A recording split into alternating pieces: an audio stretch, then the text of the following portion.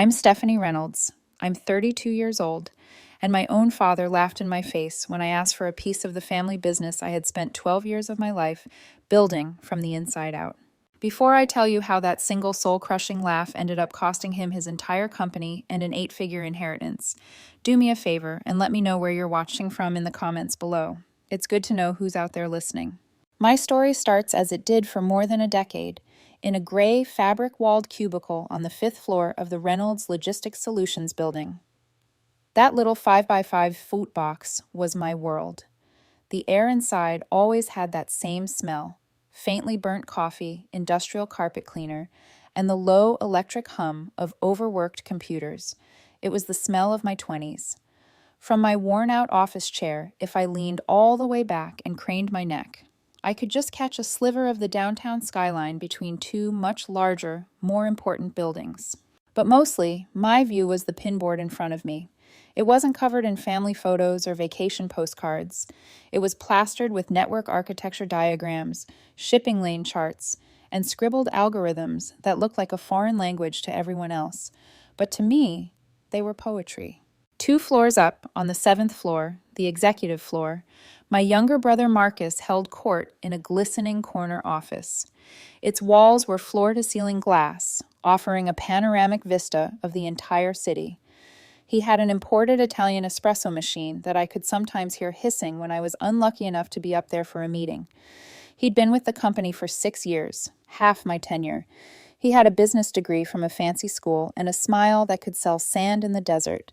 I had a degree in computational mathematics and a talent for making our company's incredibly complex logistics network run so silently and smoothly that everyone, including my own family, completely forgot it was there. And in the Reynolds family, if you were silent, you were invisible.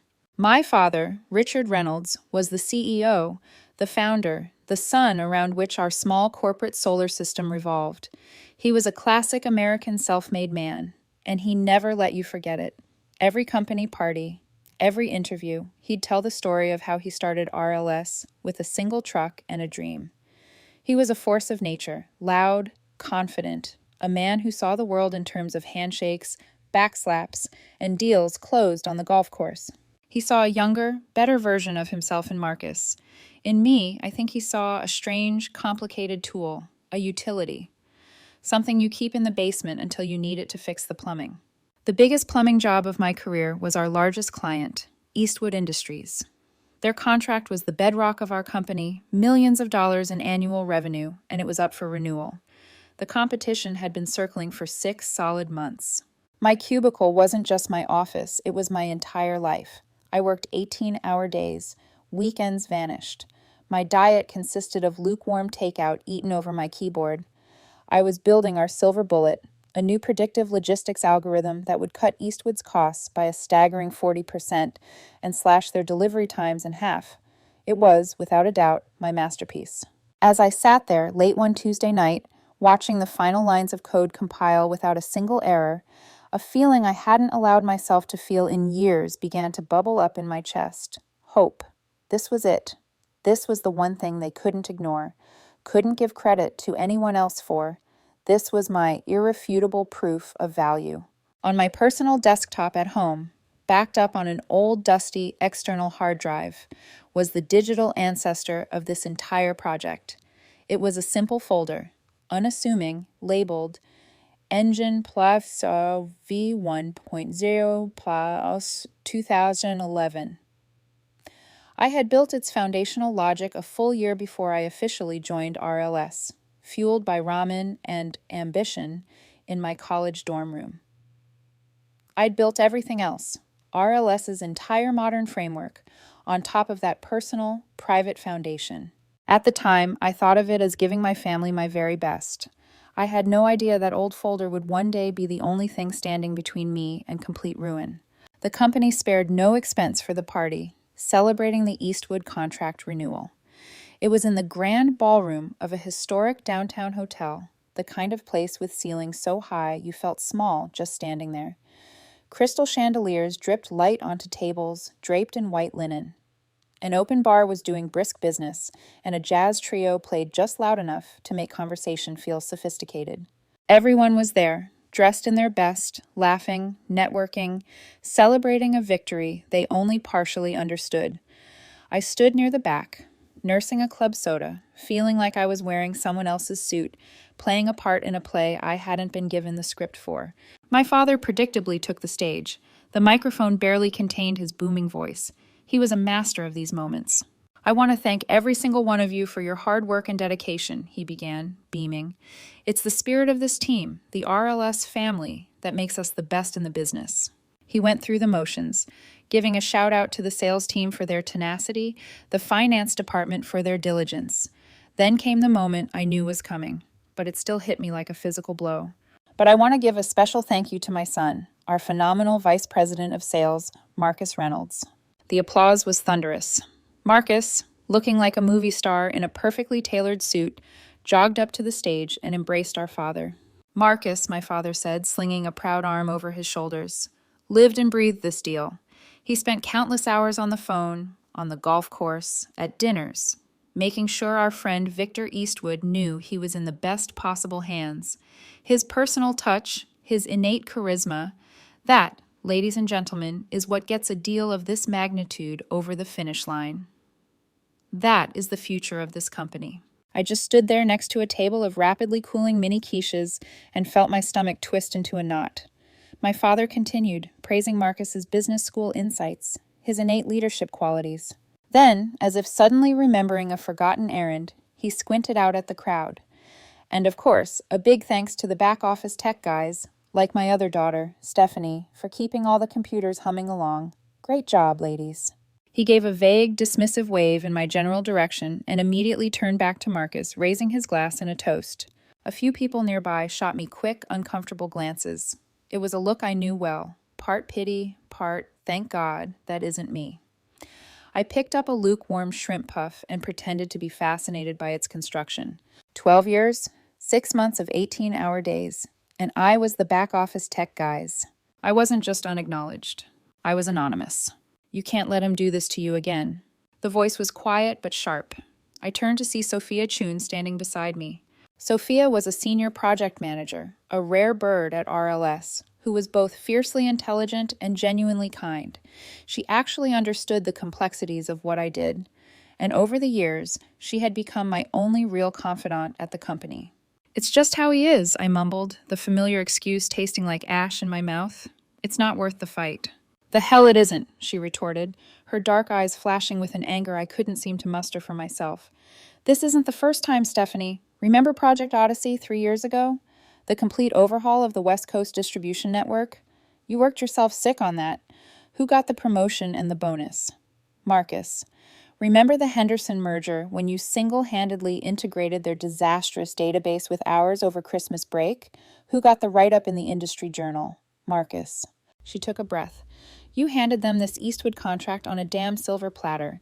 You saved this company's biggest account. He knows it. I know it. And you are letting him treat you like the kid who fixes the office Wi-Fi." Every word was a nail striking home. She was right. The pattern was so old, so ingrained, I had stopped seeing it as a series of individual injustices and had just accepted it as the climate I lived in. "So what am I supposed to do?" I asked, the question feeling weak even to my own ears. "You're supposed to stop acting like an employee who's grateful for a paycheck," she said, her voice dropping to a conspiratorial whisper, "and start acting like you own the place. Because morally, you already do. You've earned a piece of it, Stephanie. You just have to be brave enough to claim it." Sophia's words were a catalyst. They lit a slow-burning fire that I couldn't extinguish. For the next week, I was obsessed. I dove into the company archives, pulling 12 years of project files, quarterly reports, and performance reviews. I went into a fugue state, surrounded by binders and spreadsheets in my small apartment. I was building a case, piece by painstaking piece. I created a 60-page portfolio, a detailed testament to my career at RLS. I didn't just list my projects, I quantified them. The algorithms that increased fuel efficiency by 12%. The inventory system that cut warehousing costs by 22%. The routing software that had generated an estimated $30 million in new business. The numbers were stark, clinical, and undeniable. I had been the silent, uncredited engine of RLS's growth for over a decade. Then, fueled by a mix of anger and morbid curiosity, I did something I had always been afraid to do. I went on Glassdoor and several other salary comparison websites. I typed in my official title, Supply Chain Algorithm Specialist, along with my years of experience and specialized skills.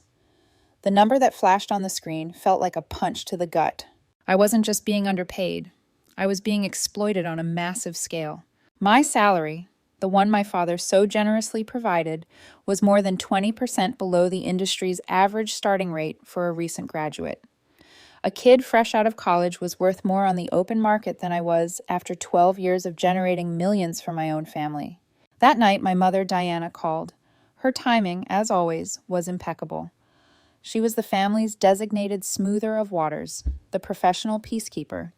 Her primary role was to ensure the placid surface of the Reynolds family life was never disturbed by ugly things like confrontation or raw emotion. "Hi, sweetie," she chirped, her voice a warm, familiar melody. "I was just thinking about you. We were all so proud at the party. That Eastwood deal was just a triumph for your father and Marcus." "Hi, Mom," I said, the words feeling stiff in my mouth. "I'm glad it worked out." "You know, your father works so hard. He carries the weight of the whole company on his shoulders," she continued, laying the groundwork. "I know he does," I said. "I was the one who built the algorithm that secured the contract, Mom." A slight, almost imperceptible pause. "Of course you did, honey. We all know you're a genius with all that technical stuff. It's wonderful. But you know how it is. Marcus is the face, and your father needs a strong face for the company." I decided to forge ahead. "I'm thinking of talking to Dad formally about my role at the company, my compensation, my future, maybe even a small equity stake, a real promotion to a leadership position." The silence on the other end of the line was no longer slight. It was a chasm. When she finally spoke, all the warmth had been surgically removed from her voice. It was replaced by a tight, anxious strain. "Stephanie, I forbid you to do that. Please do not make things complicated." "Complicated?" I asked. "Mom, asking to be paid fairly for my work is complicated?" "You don't understand," she said, her voice dropping. "He's under so much pressure, and you don't remember what it was like before RLS. He had another business, years ago. Failed. We almost lost everything. Stephanie, the house, the savings, everything. You were too young to remember the stress, the fighting, the fear. Your father built this company to give us security. He can't handle instability. He sees confrontation as a threat. Please, for my sake, don't rock the boat. Just keep doing your good work. Be happy you have a safe, secure job." I gripped the phone, my knuckles turning white. It clicked into place. This wasn't just about keeping the peace. This was about her own trauma. She was asking me to sacrifice my future on the altar of her comfort, to remain small and silent so she wouldn't have to relive her own fears. My ambition wasn't just complicated. It was a direct threat to the fragile peace she had constructed. "I have to go, Mom," I said, my voice flat. I hung up before she could reply. I felt a profound, chilling sense of isolation. I wasn't just fighting my father's arrogance or my brother's entitlement. I was fighting my mother's deep-seated fear. I was utterly and completely alone in this. I looked at the 60-page document on my desk. It was no longer just a portfolio. It was an indictment. Sophia was right. It was time to stop acting like an employee. It was time to find out what I was really worth. And I had a feeling the answer wasn't going to be found inside the RLS building. I picked up my phone, my hand surprisingly steady, and called my father's secretary. "Hi, Carol. I need to schedule a meeting with my father, please, as soon as possible."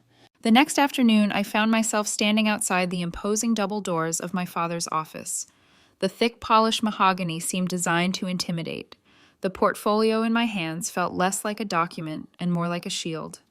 I had spent the morning rehearsing my talking points, trying to anticipate his objections, but my heart was hammering against my ribs like a trapped bird.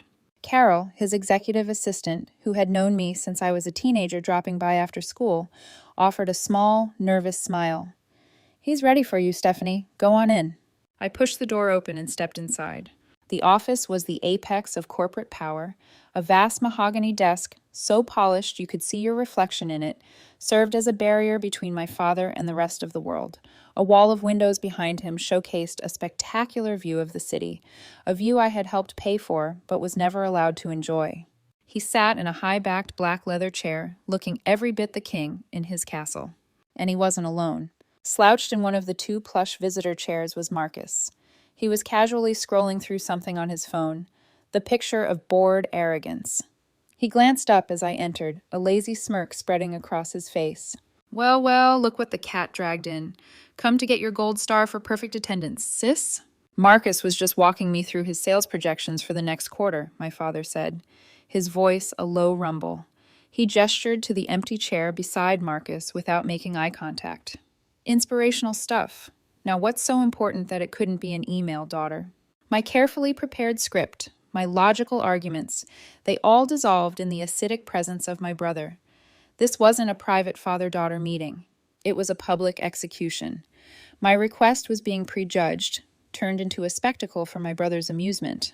I took a deep breath, forcing my voice to remain even.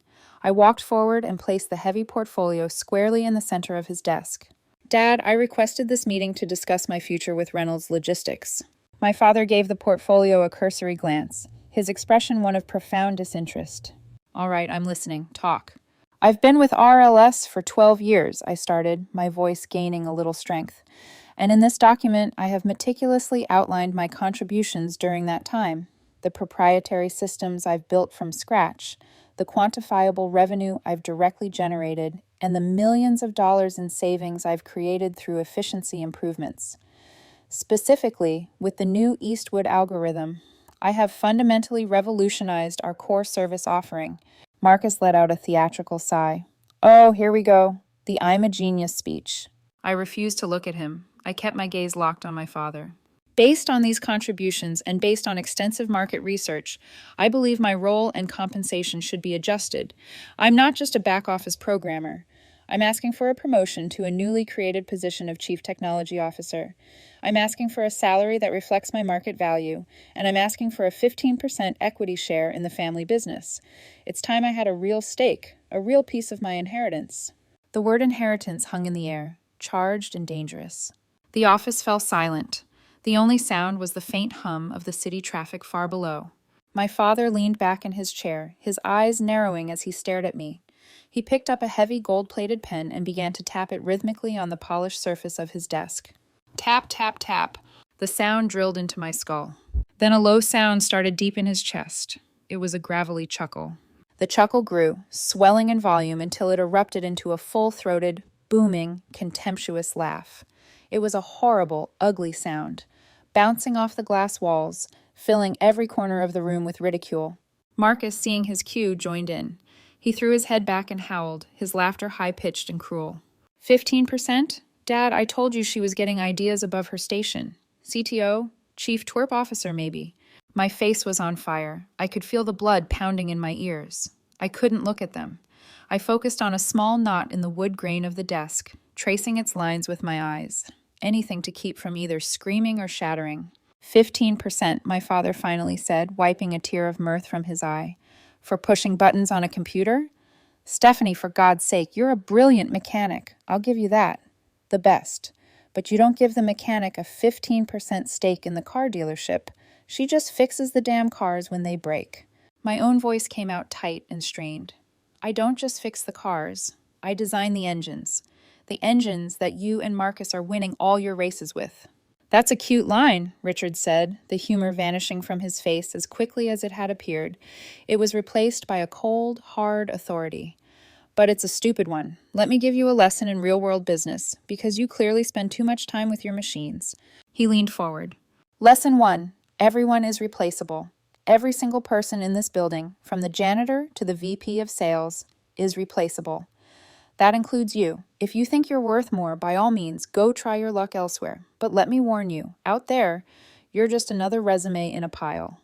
In here, you're family, and you get the family discount. You should be grateful. He waved a dismissive hand at the portfolio. Leave that here. I'll have HR take a look at your salary. Maybe we can bump it up a little for you, for your trouble, a cost of living adjustment. Now, if you'll excuse us, Marcus and I were in the middle of discussing his new promotion and the quarterly bonus that comes with it. The words promotion and bonus were deliberate twists of the knife, designed to make me bleed. I stood up, my legs feeling strangely disconnected from my body. I didn't reach for the portfolio. I left it sitting there on his desk, a 60-page monument to my own foolishness. I turned without another word and walked out of the office, the sound of their renewed laughter echoing behind me like a death knell. I didn't go back to my cubicle. I went straight to the elevator, my vision blurry.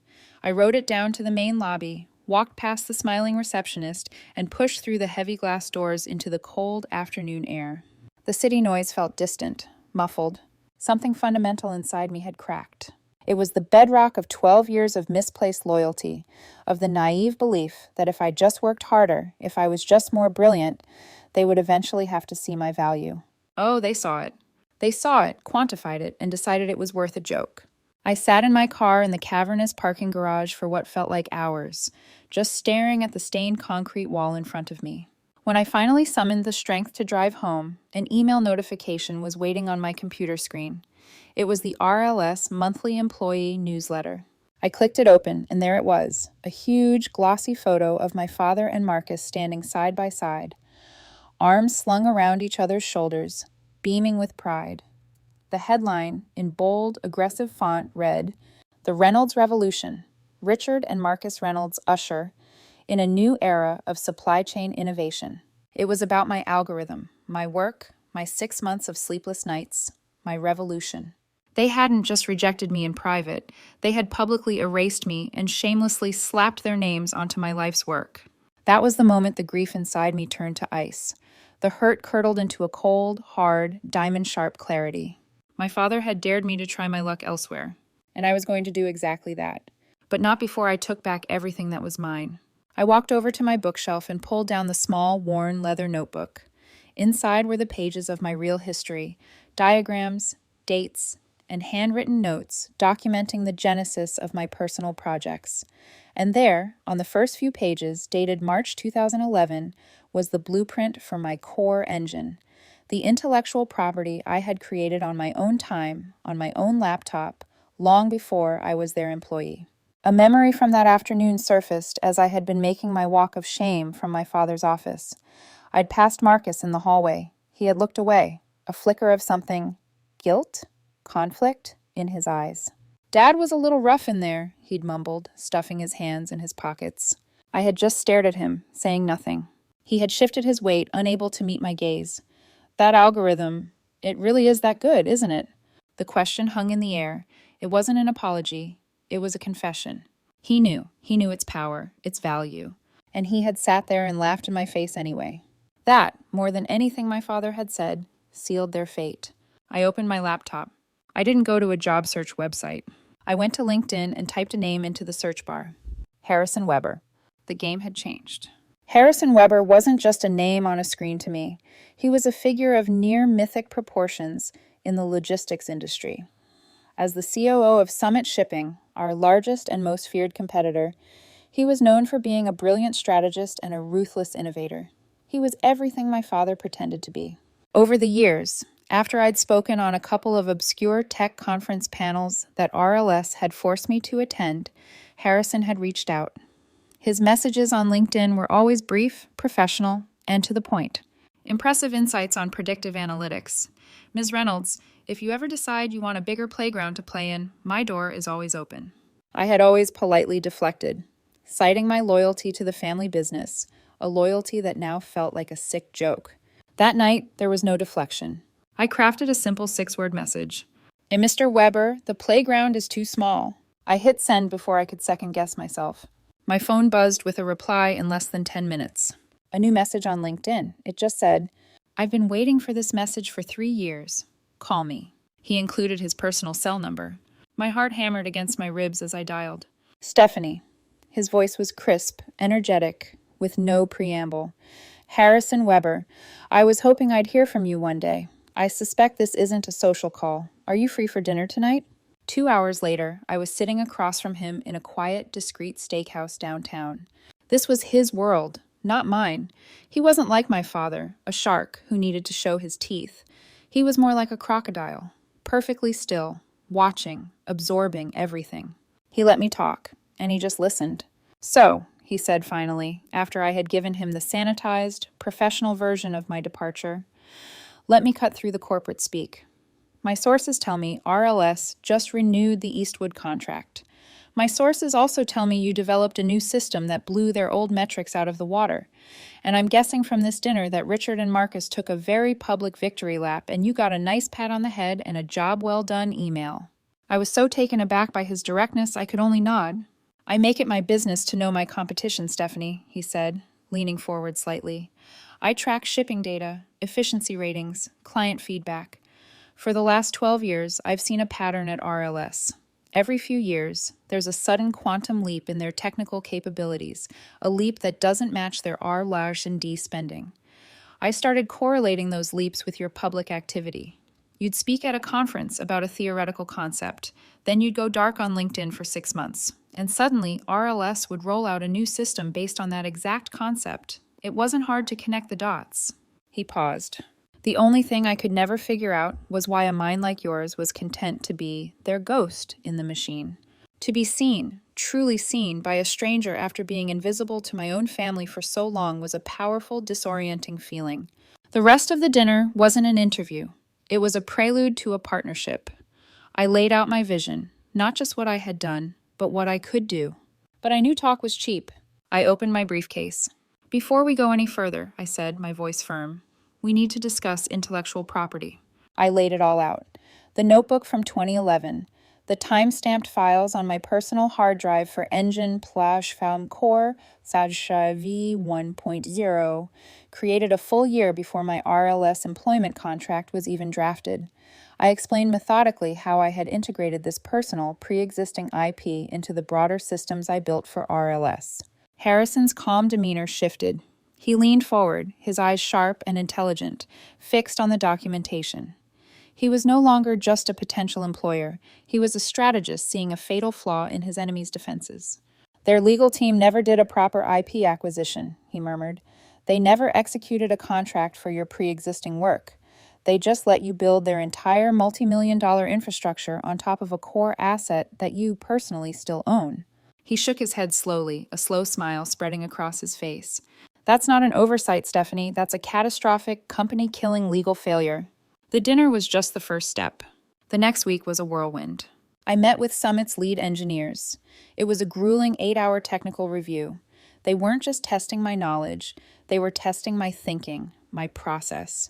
For the first time, I was in a room with people who spoke my language, who challenged and respected my ideas. It was exhilarating. Then came the meeting with Summit's chief counsel, a sharp, no-nonsense woman named Eyes Albright. She and her team spent a full day examining my documentation. They were meticulous, cross-referencing dates, employment contracts, and IP law. Finally, she looked at me across the conference table and gave a single decisive nod. Your claim is ironclad, Ms. Reynolds. They don't have a leg to stand on. The final meeting was with Harrison and the Summit CEO. They made me the offer. It was more than a job. It was a coronation. Vice President of Innovation, a salary that was triple my RLS pay, stock options that would make me a wealthy woman, and most importantly, a formal multi-million-dollar contract for the exclusive acquisition of engine /core v1.0. We're not just offering you a bigger playground, Stephanie, Harrison said, sliding the thick contract across the table.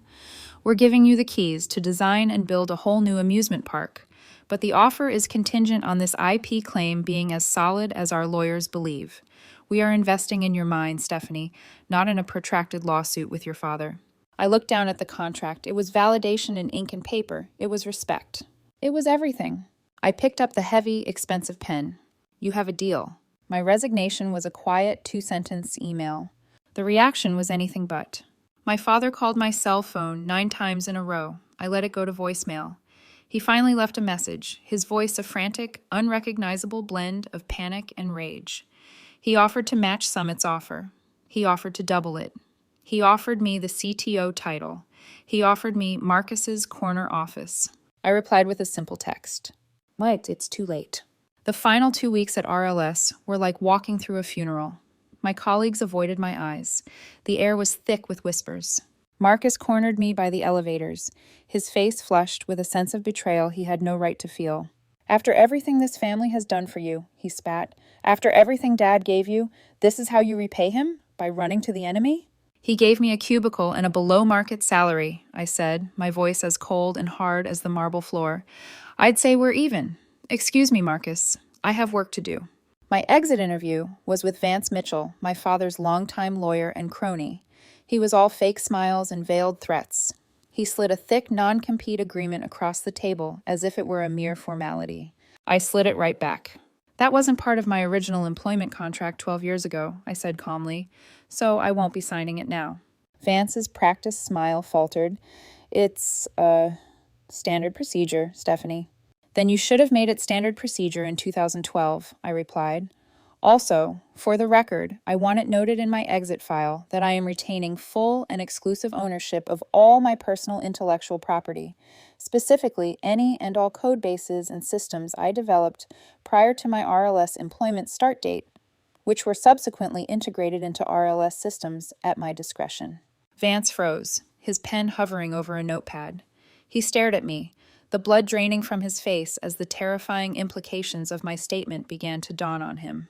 What personal property are you referring to? The core engine that runs the entire Eastwood algorithm, for starters, I said, allowing myself a small, cold smile. I'm sure a man of your talents can figure out the rest. Have a nice day, Vance. I walked out of that room and out of that building without looking back.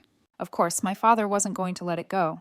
3 months later, after I had successfully integrated a new, far superior version of my engine into Summit's network, and we had officially poached the Eastwood Industries contract, the lawsuit landed. RLS sued me and Summit Shipping for intellectual property theft, seeking hundreds of millions in damages. The battleground was a mandatory mediation session held in a soulless, high-rise conference room. The air was thick with a hatred so palpable you could taste it. On one side of the impossibly long polished table sat me, Harrison, and our lead counsel, Ms. Albright. On the other side, my father, looking like a thundercloud, Marcus, pale and nervous, and their lawyer, Vance Mitchell. Vance began, his voice smooth and confident. He laid out their case piece by piece, presenting project timelines, internal emails I'd written, server logs showing my activity. He painted a masterful picture of a greedy, disgruntled employee who had methodically stolen company secrets and sold them to the highest bidder. My father sat there nodding grimly, playing the part of the wrong patriarch to perfection. When he finished, Ms. Albright didn't rebut. She simply opened her laptop and set up a video call. The face of Eleanor Wright, the former CFO of RLS, filled the large screen on the wall. She had resigned a week after I did, after 30 years with the company. Ms. Wright, Albright asked, during your time as CFO, were you ever concerned about the company's handling of Stephanie Reynolds' intellectual contributions? Constantly, Eleanor said, her voice clear and unwavering. I warned Richard on at least 3 separate occasions, 2 of them in writing, that Stephanie's compensation was dangerously inadequate for her value. I specifically advised him in 2018 that we needed to execute a formal contract to acquire the rights to Stephanie's core innovations, which she had informed me were based on pre-existing personal work. Richard told me, and I remember his exact words, "She's my daughter. I don't need a piece of paper. She works for me." The color drained from my father's face. Marcus sank so low in his chair he almost disappeared. Vance Mitchell began shuffling his papers, his confidence evaporating. Then Ms. Albright played our final card. She didn't raise her voice. She calmly laid out our evidence on the table, one document at a time. My dated college notebook from 2011, the time-stamped digital files from my personal hard drive, verified by a third-party forensic expert. The signed affidavit from that same expert stating that engine core V1 was not an incidental component, but the foundational architecture of RLS's entire modern logistics platform. Reynolds Logistics has been running its most valuable, profit-generating operations on borrowed technology, Ms. Albright said, her voice cutting through the silence. Technology that belongs, and has always belonged, to my client. We are not here today to discuss theft. We are here to discuss the terms of a retroactive licensing fee. She slid a single piece of paper across the table. It was an invoice. An invoice for a retroactive, multi-year, multi-million-dollar licensing fee for the use of my engine. It was a number so large, it would have financially crippled the company. Attached was a simple choice: pay the invoice, or sign a legally binding agreement to cease and desist all use of my IP, effectively removing it from their systems within 48 hours. This was it, the moment of truth. My father had a choice: swallow his pride, accept the deal, and save his company, or let his ego burn everything he had ever built to the ground. I watched his face. I saw the stages of grief and fury play out in seconds. The disbelief, the anger, the humiliation. He looked at me, his daughter, and his eyes were filled with a pure black hatred. He saw a traitor, not a woman he had wronged. He shot to his feet, his chair scraping violently against the floor. He slammed his fist down on the table, the impact making the water glasses jump. "No!" he roared, his voice trembling with a rage so profound it seemed to shake the room. "Never! This is my company. I built it. Everything in it is mine. We don't need her damn code. We'll build our own." He jabbed a finger at me. "This is over. We'll see you in court. We'll ruin you." He kicked his chair back and stormed out of the room, Vance and Marcus scrambling to follow in his wake like pilot fish trailing a dying shark. The room was silent. Harrison turned to me. Ms. Albright closed her laptop. I just sat there feeling a strange hollow calm wash over me. "Well," Harrison said quietly, breaking the silence, "he just signed his company's death certificate." And I knew with absolute certainty that he was right. My father had been given a choice between his pride and his legacy, and his pride had won by a landslide. The 48-hour deadline passed in silence. True to my father's bellowed promise, RLS didn't pay the invoice. Instead, their engineers began the impossible task of trying to surgically remove my core engine from their live operational network. It was, as one of my contacts still inside the company later described it, like trying to perform a spine transplant on a conscious patient with a butter knife. The entire RLS system began to hemorrhage. Deliveries were lost. Trucks were misrouted. Warehouse inventories became a chaotic mess of phantom data and real-world shortfalls. It was a complete and utter system failure, playing out in real time. Their biggest clients, already spooked by the Eastwood defection, started to panic. The news hit the industry wire services, and the effect on RLS stock was immediate and brutal. It didn't just dip, it cliff-dived. Then came the email that every RLS employee had been dreading, an all-hands memo announcing immediate company-wide layoffs. 200 people. 200 families. Their careers sacrificed on the altar of my father's ego. The news hit me like a physical weight. These were people I'd worked with for years. People with kids in college. With mortgages. With sick parents. People who had always been decent to me. The triumphant satisfaction of my victory in the mediation room curdled into a sick, hollow feeling in the pit of my stomach.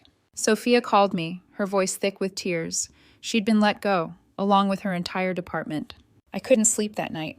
I kept seeing their faces. The next morning, I walked into Harrison's office before he'd even had his first cup of coffee. "We have to do something," I said, my voice more ragged than I intended.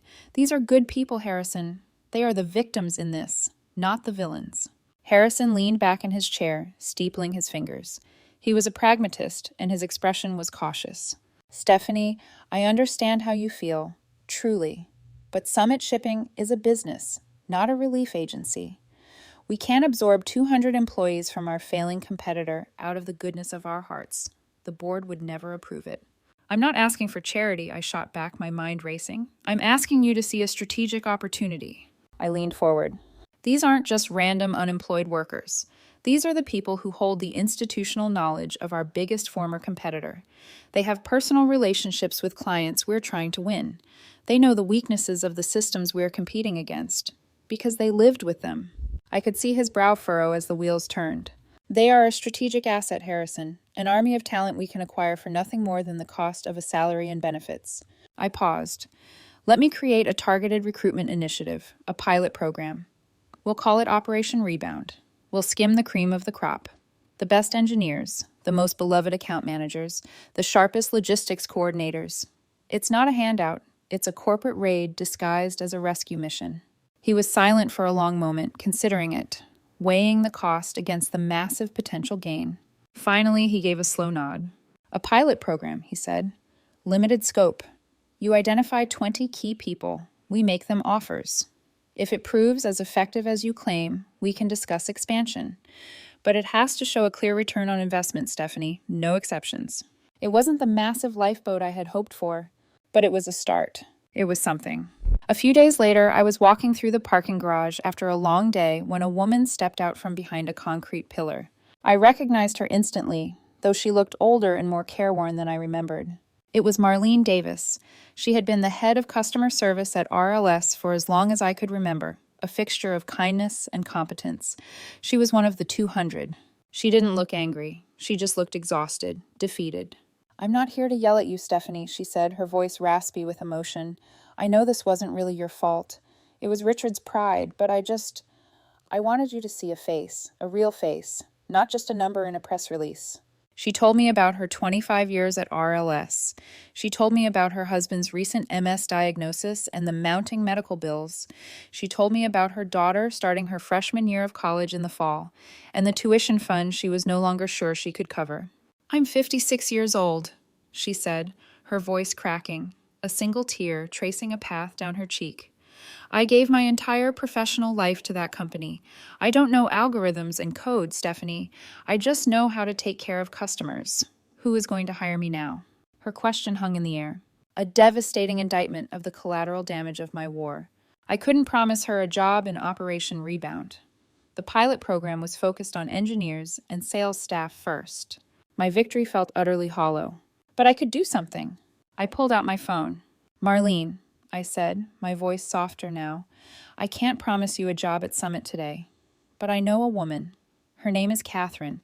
She's one of the top executive recruiters in the retail logistics industry, a real shark, and she owes me a favor." I made the call right there in the dim light of the parking garage. I put her on speakerphone. I told Catherine that if she was looking for the most experienced, dedicated, and beloved customer service director in the entire country, I had found her. I didn't exaggerate. I just told the truth about Marlene's legend within RLS. When I hung up, Marlene was crying. But this time, the tears looked different. "Thank you, Stephanie," she whispered. As I walked to my car, I knew my work was far from over. Winning the battle against my father was the easy part. The hard part was figuring out how to build something better and more humane from the wreckage. A year can feel like a lifetime. In the 12 months that followed the collapse of RLS, my world was rebuilt from the ground up. My father's company was gone. The iconic red and blue Chassaiso trucks were sold off at auction to pay creditors. The glass and steel headquarters building was gutted and turned into luxury condos. The Reynolds Logistics Solutions name, once a titan in the industry, was now a cautionary tale told in business schools. A ghost. My life at Summit, however, was thriving. Operation Rebound had been more successful than even I had dared to hope. The initial 20 hires had integrated seamlessly, bringing with them a wealth of experience and client relationships that resulted in a quantifiable surge in our market share. Harrison, true to his word, had approved the expansion. Over the next year, we strategically hired over 100 of the best former RLS employees. Sophia was now my director of project management, my indispensable right hand. We hired a dozen of RLS's top engineers, who were now helping me build systems that made my old work look primitive. We didn't just rescue people, we absorbed the soul of our former competitor, and it made us stronger than ever. Marlene Davis, after a stellar interview, had landed a senior director position at a major national retailer. She sent me a thank you card at Christmas. It sits on the corner of my desk, next to my signed Summit contract. My family, however, remained a wasteland. I hadn't laid eyes on my father. My mother would leave me short, hesitant voicemails every few weeks, just calling to see how you are, sweetie, which I never had the strength to return. The silence between us was a chasm of unspoken accusations and grief. Then, one Tuesday afternoon, my assistant buzzed my intercom. "Stephanie, your brother Marcus is in the lobby. He doesn't have an appointment. Should I send him away?" I hesitated for a long second. "No," I said, surprised at my own answer. "Send him up." The Marcus who walked into my office was a stranger. The tailored suit and arrogant smirk were gone, replaced by a slightly frayed button-down shirt and a look of deep-seated exhaustion. He was working, I'd heard through the grapevine, for a small, struggling logistics firm on the other side of town, an entry-level position. He had gone from the corner office to a cubicle. My old life was now his. We sat in silence for a moment, the hum of my new state-of-the-art office filling the void. My office, I realized with a sudden jolt of irony, was nearly twice the size of my father's old one. I came here to apologize, he finally stammered, staring at the expensive rug. He shook his head. No, that's not right. Sorry doesn't even begin to cover it. He finally looked up, and for the first time in my life, I saw something other than arrogance or mockery in his eyes. I saw a profound, painful clarity. I was jealous, Stephanie, he said, his voice quiet and raw. My whole life, Dad held me up as the charismatic one, the people person, the future leader. He praised me for it, but I always knew. Deep down, I knew you had the real gift. You could create things out of thin air, things that worked, things that had immense value. I could never do that. He swallowed. I could shake a hand, I could tell a joke, but I couldn't build anything real. And instead of admiring you for it, I hated you for it. It was easier to belittle you, to make you small, than to admit that I was the one who was a fraud. He took a shaky breath. I sat in that meeting and I laughed. I laughed because your ambition terrified me. Because if you got what you deserved, everyone would finally see that I didn't. You didn't destroy the company, Stephanie. Dad's pride did, and my cowardice stood by and let it happen. I am truly, truly sorry. The words didn't magically heal 12 years of wounds. They didn't erase the humiliation, but they were real. They were the truth, and it was a start. Thank you for telling me that, Marcus, I said. And to my own surprise, I meant it. His visit seemed to break the dam. A few weeks later, my mother called, but this time she didn't leave a voicemail. I answered. She invited Marcus and me to dinner at her house, the old family home. It was the first time the three of us had been in the same room in over a year. My father, she said, wouldn't be there. He was not feeling up to it. The dinner was an exercise in tension. We moved silverware around our plates. The clinking sounds were unnaturally loud in the quiet dining room. We talked about the weather. We talked about Marcus's new job. We talked about a movie my mother had seen. We talked about everything and nothing. The elephant in the room was so large it barely left space for the three of us at the table. As I was getting ready to leave, standing in the familiar foyer, my mother stopped me. Her hand on my arm was light, hesitant. Your father. He's not doing well, Stephanie, she said, her eyes pleading with me to understand. He just sits in his study all day, staring out the window. He lost more than his company. He lost his identity. I know, Mom, I said softly. I was so afraid, she whispered, her carefully constructed composure finally crumbling. Tears welled in her eyes. All those years. I was just so afraid of going back to how things were before, when we had nothing. I thought if I just kept everyone happy, kept everything calm, I could keep us safe. I never meant to hurt you. I was just trying to hold on to the life your father built. She took a breath. I was wrong. I couldn't tell her it was okay. I couldn't offer a forgiveness I didn't yet feel. But looking at my mother, no longer the formidable peacekeeper, but a small, fragile woman haunted by her own past, I saw her not as a villain, but as another victim of the dysfunctional system we had all been trapped in. I just nodded and gave her hand a light squeeze. It wasn't a resolution. It was, perhaps, the beginning of a truce. The war was over. The long, complicated work of surveying the emotional wreckage and figuring out what, if anything, could be salvaged had just begun. 2 years after I walked out of Reynolds Logistics Solutions for the last time, a small square package arrived at my office. There was no return address, but I recognized the shaky, distinctive handwriting on the label immediately. It was from my father. My hands trembled slightly as I opened it. Inside, there was no long letter of apology, no explanation. There was only a framed newspaper clipping. It was the full-page article from the Wall Street Journal, the one that had meticulously dissected the spectacular rise and fall of his company. It was a brutal, clinical autopsy of his life's work. Taped to the corner of the glass was a small yellow sticky note, the kind he used to leave on my desk when I was a kid. On it were 6 words, written in his familiar bold scrawl. You were never replaceable. I was. I hung it on the wall of my office, not as a trophy to gloat over, but as a stark daily reminder. A reminder of the devastating cost of pride, the quiet power of humility, and the simple, profound truth that a person's value is not determined by a title, a paycheck, or the approval of others. My life now is one I couldn't have even dreamed of back in that 5th-floor cubicle. As the Chief Innovation Officer at Summit, my name is on multiple new patents, but the work I'm most proud of has nothing to do with code.